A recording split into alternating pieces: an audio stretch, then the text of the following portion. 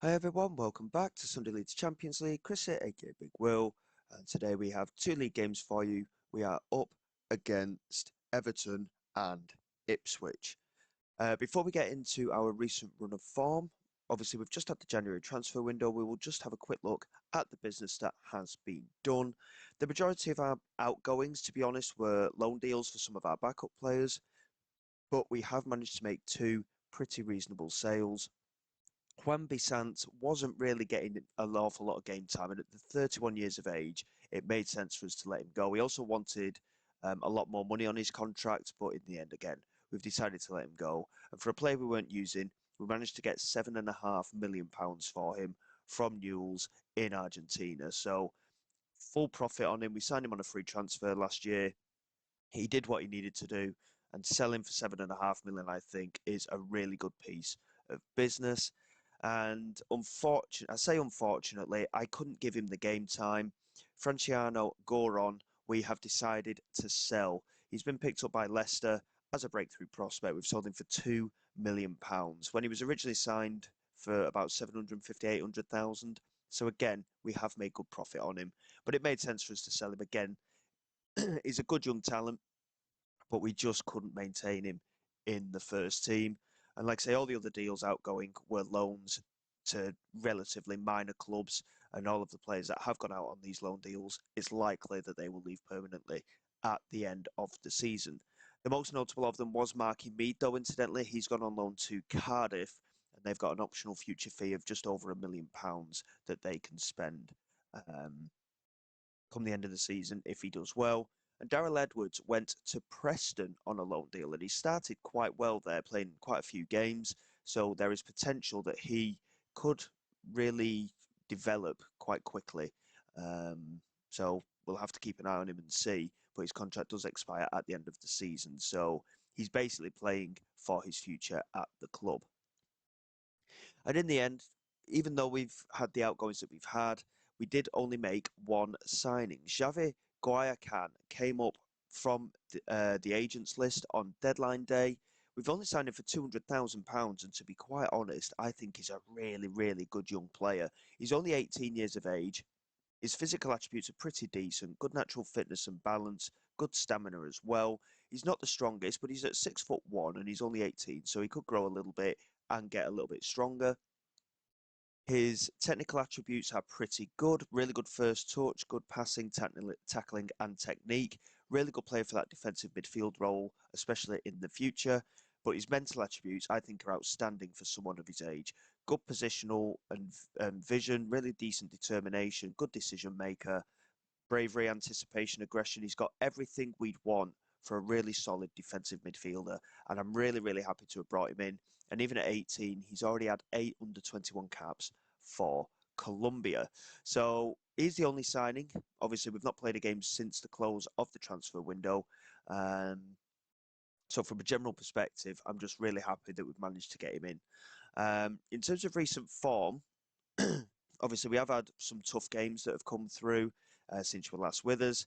We lost 2-0 away at league leaders Middlesbrough, but we managed to beat Leicester 2-0 in the FA Cup, a 1-0 win at home to Hull, 2-1 defeat away at West Brom, which was a bit of a disappointing one, but we had a 2-1 win away at Southampton and a 2-0 win at home to Stockport. We've had a pretty reasonable run of form. So the tactical changes that we made recently certainly seemed to have benefited the team that we've got.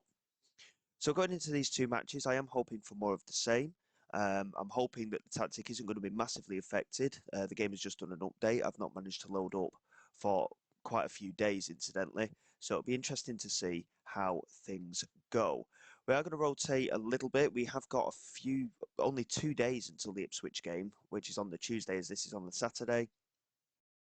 So there is certain things that we need to consider with everything going into both of those matches. Guicon, incidentally, is actually away on international duty at the moment, so he won't be back in time for either of these games, so we won't see our new signing in action as of yet. But hopefully, we can get off to a good start in today's matches and just really push our way through. Um, yeah, fingers crossed we can get the results that we want. We've got Moody in goal, Quibano, Elaine, McConville and Karamoko at the back with Ibrahim, Gatch and Barr in the midfield. Rod Rodriguinho, Oswald and Kettleson make up the front three. So going into these two games, obviously we're hoping for more of the same. When we faced Everton earlier in the campaign, we absolutely demolished them. I think it was 4 or 5-0, if I recall. So hopefully we can do that again with it being the home game, and we can just keep up doing what we're doing. The fact that we're even in a promotion fight, by the way, is truly mental. Um, I don't think this team is good enough to get to the Premier League. If we do get promoted, realistically, I've got a really big decision to make. Um, it's it's a bit of a difficult one, to be honest, because realistically, it could be very, very difficult to build a team capable of staying in the Premier League. Um, so yeah, we'll have to really wait and see how things go. Michaela Mudryk coming down this left-hand side, gets past Karamoko quite easily, lays it into the penalty area, and Xavier De Mea has scored. It's his first goal for the club, and Everton lead after just 2 minutes. So from our perspective, a very, very poor start. And it was good movement from the forward, to be honest. He just stepped away from the centre-back and he just couldn't quite make the interception there. And a very comfortable finish for the Everton striker. And yeah, we need to just focus in on that very, very quickly here. I'm just going to have a quick look at the league table for you as well. As you can see, we're only 2 points behind Middlesbrough at the moment. Everton down in 10th place at the minute. And the other game that we're playing today, of course, against Ipswich, they are down in 17th. So they're winnable matches, but at the same time, we've really got to knuckle down, and we need to make sure we get the results that we need if we are to maintain this promotion push. Johnson launching it forward. McConville with the header. Gatch picks it up into Ibrahim to the left-hand side. Quibano into Ibrahim again. We're just knocking the ball about. Obviously, we do have that high possession style of play. Gatch into Kettleson. Now Barr strikes it low and hard, and it's taken a huge deflection off, I think it was Greaves. And we do find our equaliser. Luckily, we've not had to wait too long for it. Really good work, good passing and movement from the lads. Obviously, the goal, very, very fortuitous. A huge deflection. Otherwise, realistically, the keeper is going to be keeping that out quite easily, to be honest. The strike wasn't the best, but we have gotten away with it, and it is 1-1. And hopefully, we can build on that and get a bit of momentum going. Kettleson just holding on to possession. Nice little pass through the gap there to Gatch. And now Rodriguinho forced out wide a little bit there, but he loses out in the end to Edwards. And now De Mea picks it up, knocks it past his man. It's very poor defending again. And De Mea's in, and in the end, it's a good save from Moody. But that's twice now. I think it's Max Allain. He's been caught out twice there by the striker, and it certainly wasn't good enough from him. Good clearance that time from Allain, though. And Johnson into Mudryk, and we're not closing him down, and Mudryk has scored. And again, defensively, that's absolutely shocking. We just didn't keep up with the play there. I mean, defensively, to be fair, recently we've looked pretty good. But I mean, that is absolutely shocking. There's no one coming out to close them down because of the number of bodies in the penalty area. Mudryk's just been given complete free rein there. And yeah, that's very much not good enough, to be quite honest. We know the quality that they've got. I mean, you look at that front three, I don't know De Mea, to be honest, but I think that's Brennan Johnson that they've got on the right-hand side. They've got Mudryk on the left. Michaelenko is still there. Bulker's a really good keeper as well. So they've still got some of the core players in there with the additions of one or two others. Here is Allain into McConville. And now Barr into Gatch. And again, we've not looked poor at all, to be honest, but two defensive errors has led to 2 goals. Quibano looking for Rodriguinho, and it's just about cleared. McConville doing well there to beat Mudryk, and Barr into Ibrahim again, and he's giving it away this time. Adapo into Brendan Johnson. Look at the space again for Mudryk, charging up the left-hand side, and I think, to be honest, at the moment, it's a bit of a concern that we're just not dealing with them defensively. Well, this would be a rarity. Rodrigo Gaccia with a free kick. He's whipped it in, and it's a good save there from Bulka, and he does push it away quite well. Oswald picks it up back into Ibrahim, lays it into the area for Bar, Quijabano, Bar, and Ibrahim in the end of the strike, but it goes over the bar. It goes over the bar, and yeah, it's just not quite come together for us so far today. Everton have certainly used their pace really well. I think De Meyer certainly has caused a lot of issues for us in the opening part of that game. As Saidu launched it forward, and Michaelenko's free now down this left-hand side.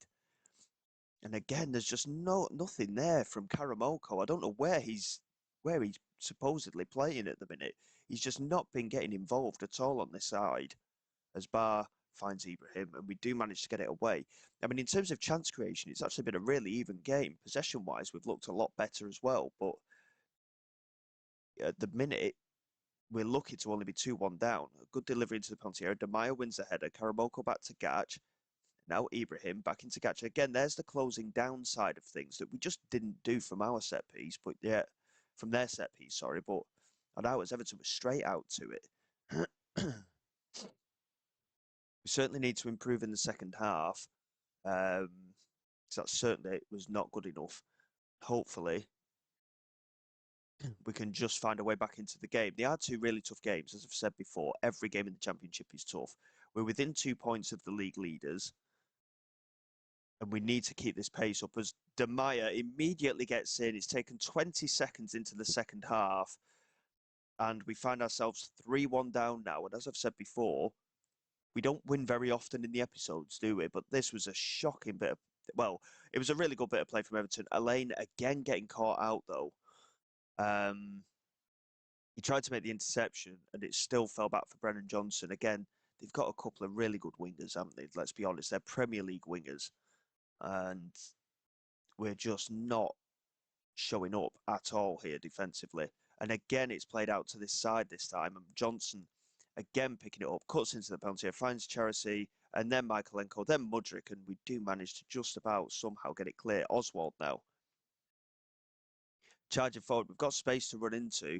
He plays it to Kettleson, who finds Roger Guinho. That's a really, really good goal, actually, to be fair. And I mean, again, we're right back into it right at the start of the second half. It's taken 2 minutes for a goal at either end.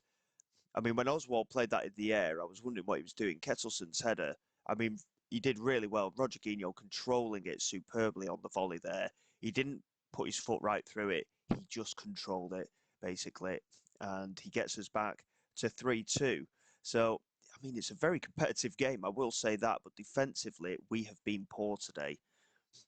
And I think, to be honest, we are going to potentially make a change at centre back because I've just not got the faith in the lads to just keep that tight. I mean, to be fair, everyone else in the midfield and such is playing really well, but Elaine and McConville both have really struggled today.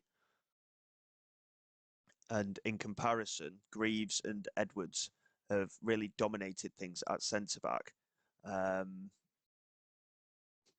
As they exchange passes there at the back for Everton, Tyler Dibling's come on as well. Again, another Premier League quality youngster from the start of the save. Here's Charisis.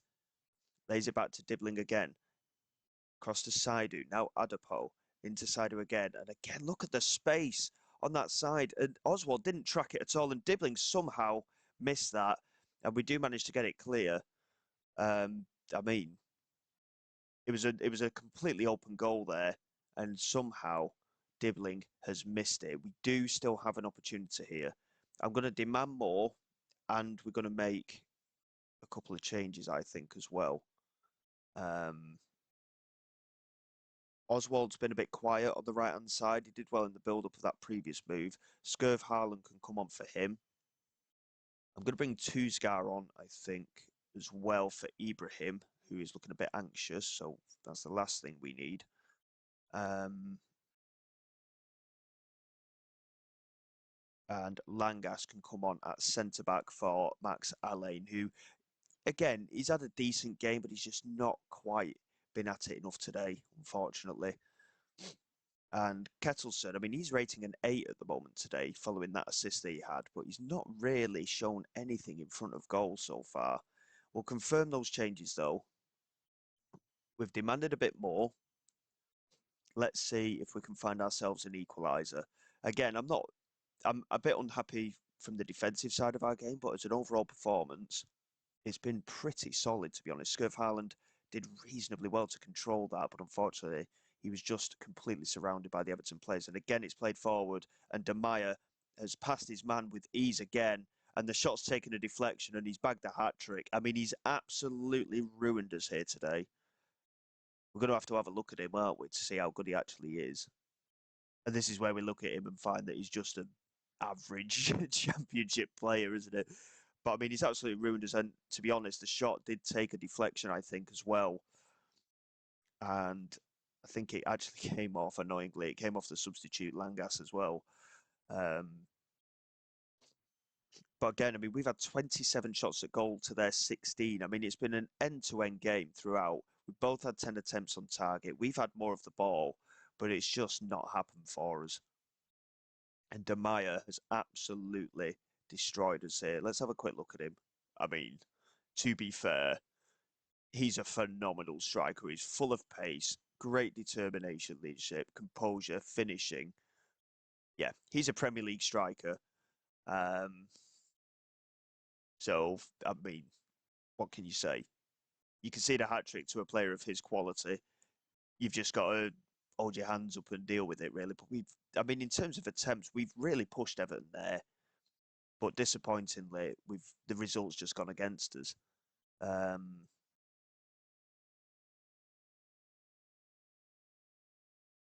I'll tell the lads that the performance was okay because realistically it was. We created a lot of chances, but unfortunately we just didn't get the result. I mean, defensively, yes, we were poor, but other than that, I can't fault it. It was a reasonable performance, but again, we lose during an episode, and it's getting quite frustrating to be honest.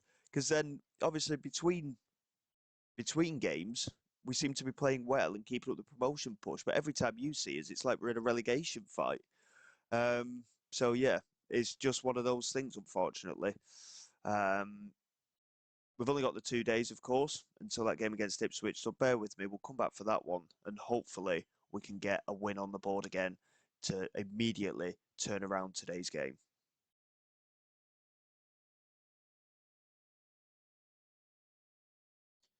Okay, then, guys, here we go for the game away against Ipswich. We're not going to be making too many changes in the team, but there are some players that do need a rest.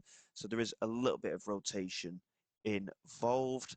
Moody remains in goal. Bassene comes in at left back with Elaine and Langas starting at centre back. Karamoko in at right back. Ibrahim Bar and Tujgar is going to start in the midfield.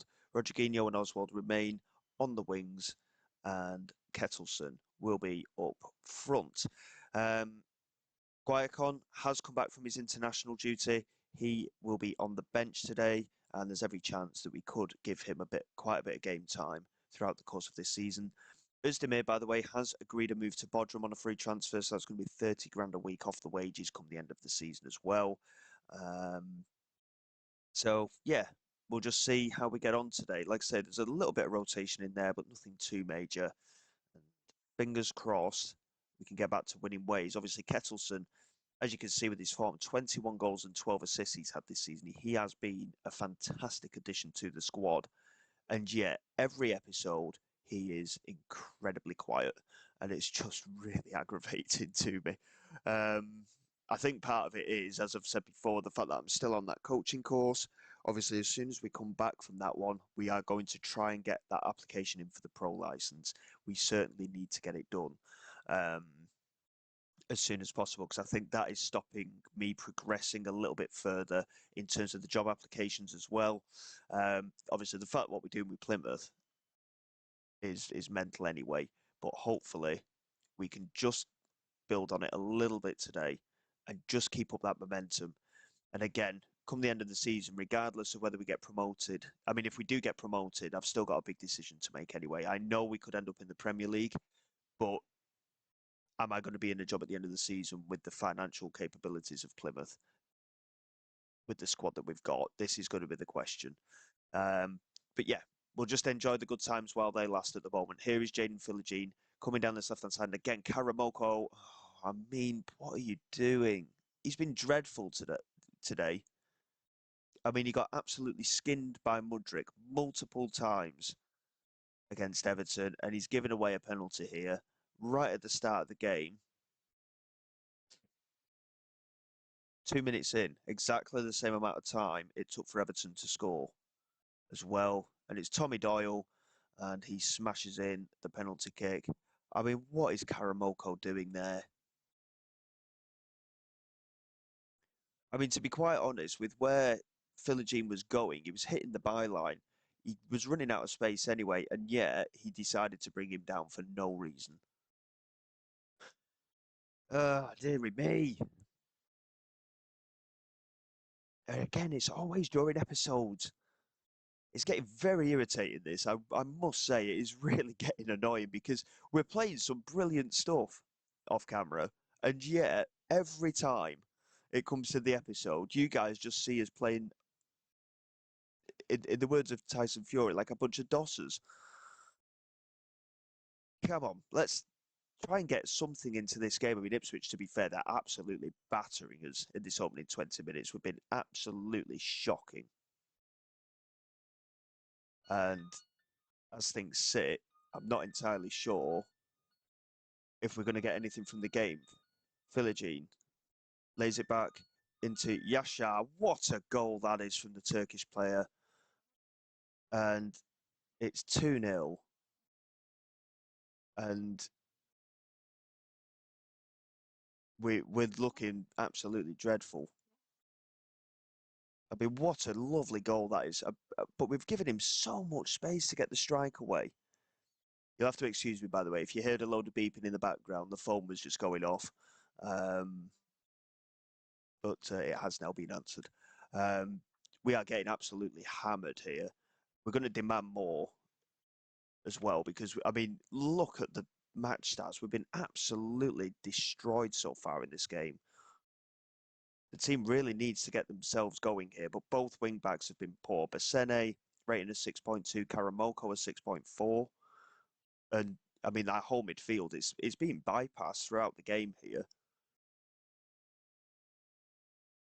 And yeah, obviously I'll have to keep an eye on it in the games off of camera, or perhaps we're going to have to change a few player roles again tactically. It's really irritating. Here's Oswald. I mean, he's done, what a lovely goal that is from Oswald. I mean, he's done superbly there. He was completely surrounded in the midfield when he picked that ball up. And he's just managed to use his burst of pace there, work his way around the defence. And the finish, to be fair, is absolutely outstanding, right into that bottom corner. And the goalkeeper just couldn't get to it. As we approach half-time, we have somehow managed to get back into the game. And at 2-1, we have got a chance, I suppose, but we need to really pick it up in this second half. The fact that we're in with a chance is very surprising. So hopefully, like I say, we can get off to a quick start in this second half and just try and find a way to push our way back into this game. I mean, the fact that we are back in the game is remarkable, but we are going to make some changes here right at the start of the second half, I think. Rodriguinho's struggling for fitness, so Cuiabano, I think, will bring on... In fact, no, Scurv Highland can come on in there. Guayacon's going to come on for Bar, who, again, is struggling for fitness. Again, it's two really tough games within a couple of days. And Finback is coming on for Karamoko as well. I think, to be honest, Cuiabano can come on for Bassene because neither of them have played well today at fullback. And we'll leave the last substitution in case we need it. But hopefully the changes will be positive. I think the advantage we've got, the 4 players that we've got for wing backs at the moment, they are all pretty good wing backs, so I'm not frightened of rotating them at all. Obviously, the thing with Karamoko is he's only in on loan, so we've got to be mindful of that. The one position I did really want to try and strengthen over the window was up front to give Kettleson a little bit of a a respite, but we've just not been able to find anybody. And as you can see, it's the one position we are really, really short on at the moment. Um, I mean, to be fair, I mean, you're a good finisher, not massively. Um, I'm just looking for someone that can finish that we can just chuck up front because Kettleson, he's had a shocker today, to be honest. I mean, Scurv Harland's probably a decent shout if we chuck him up front, but then we got no one to play out wide. It really, I mean, to be fair, we'll bring Nunes on and we'll push Cuiabano up, and Nunes can go in at left back, and we'll chuck Scurv Harland up front. He's got a bit of pace about him. He's got a good amount of strength to him. He may be able to do the job for us. We'll just see what happens. But Kettleson's really struggled to even be in the game today, as Ipswich look to try and build here with Ndiaye out to Bueno. And again, we're not aggressive enough in the fullback positions. Oh, for goodness sake. I mean, what are we challenging like that for again? We've given away another stupid penalty. It's Langas that's done it to Philogene again. And Ndiaye, with the penalty, it's easily converted. I mean, these are two massive defeats. And don't get me wrong, Ipswich and Everton were in the Premier League. Do you know what I mean? They've been Premier League clubs, but we've just completely folded in these two matches, and I just don't understand why, after the good run of form we've been in, unless the update's got something to do with it. It's always the conspiracy, isn't it, that the update always has an effect on playstyles and such as well. But we've just not been at it today at all. Um, I mean, fair play to Oswald. I mean, he's only rating a 7.2 despite that fantastic goal that he managed to score. And I'll be honest, we're going to berate the lads because it's been a shocking performance this today. I'm hoping it's not going to get worse and we can see the fourth goal, because goal difference could become a major part come the end of the season as well. And the fact that we've conceded 8 goals, well, 7 goals at the moment in these last 2 games. And again, we're just not closing down. Oh my word. 8 goals, as I was saying, in 2 games. I mean, I don't know what's going on. Because like I say, tactically, we've been really well recently. And then in these 2 games, we've just completely fell apart.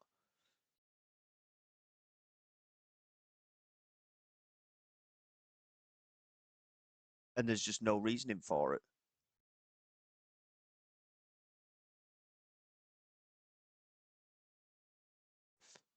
What a save that is by Tickle. I mean, Route 1 stuff from our perspective, but Haaland unlucky not to have scored there, to be fair. He's out there to take the corner. And we're not even challenging for the headers. That's the other thing that's a bit strange to me. Scurv Haaland gets onto it, tries to drive his way into the penalty area. And to be fair, at least he's tried a little bit, you know. Guayacon, I mean, that's a wonderful effort from Guayacon. My word. I mean, if he's going to be trying to do that every game, feel free, my son. We just need to get a little bit more about us here.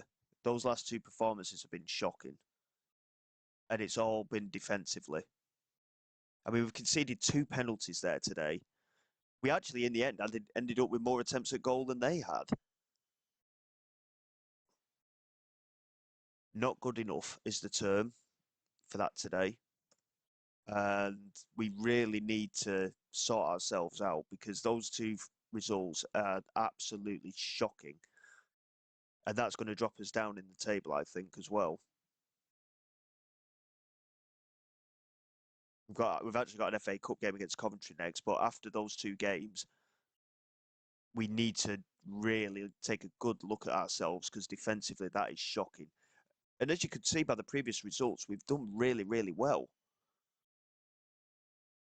But again, during an episode, we've completely fallen apart. I mean, I know we won the 2 games in the previous episode against Luton and Barnsley, but we didn't deserve it against Barnsley, as you were aware. But we just, I don't know what's happened there is beyond me. And the thing is, we've got really tough games to come as well. We've got West Ham and Coventry in the next episode, and we've got tough games to come in the meantime. I don't know what's going to happen. Obviously, we are going to have to take a good look at ourselves and see what happens in these coming matches.